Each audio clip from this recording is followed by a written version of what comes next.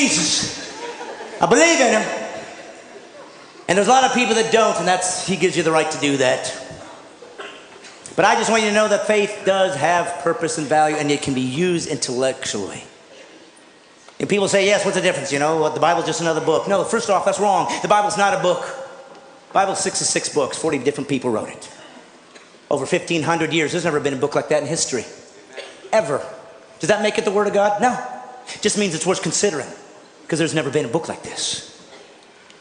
Gives you some reason to consider it over the others. Well, how about history? For hundreds of years, archaeology has used the Old Testament and New to find buildings, to find people, to find civilizations, to find kings that didn't exist or they didn't think they did. And suddenly the Bible said they're there, and they dug it up, and there it was. Does that make it the Word of God? No. It means it's historically accurate. Real people really existed and really wrote down what they saw. It's worth considering.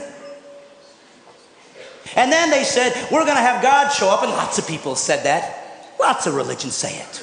Don't worry, we'll prove it as a rational God would do. I will do prophecies. I will show that I'm not trapped in linear time, that I can see beyond where you are. I will give prophecies to tell you what the guy, when I show up, when God appears on earth to reveal himself, I'll show you what he's going to look like. Over 300 prophecies.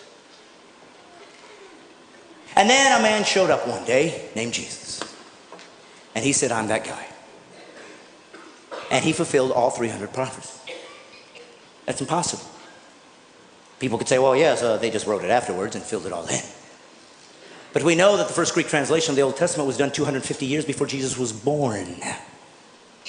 So how could they possibly know that he'd be born in Bethlehem? How could they possibly know he was going to be crucified when crucifixions didn't even exist as a capital punishment yet? How could they know that he'd be betrayed for 30 pieces of silver 250 years before there was a Jesus?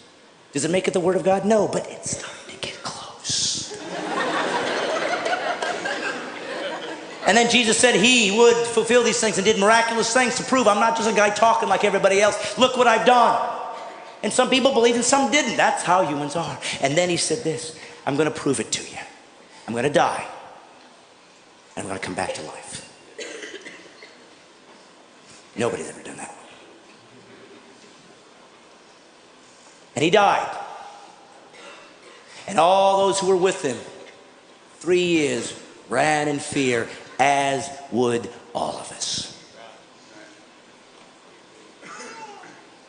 And they ran away and they said, I guess we were wrong.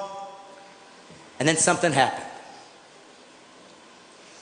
Something happened that made all of these guys come back and be willing to be martyred for this belief system, except for one. Of course, John was sent off, but everybody died a martyr's death. What was it for? Because they thought they were going to get rich? There was no riches here. There was no riches. The Roman government hated them. They wanted them destroyed. They'd use them as people that could be eaten alive by animals for sport and entertainment. You were kicked out of your culture. The Jews weren't going to take you in, so there was no value there. There was nothing good here. There was nothing here to gain. And they all still died for what? Because they found a new religion? No, for one reason. They said this. I saw him die, and I saw him come back.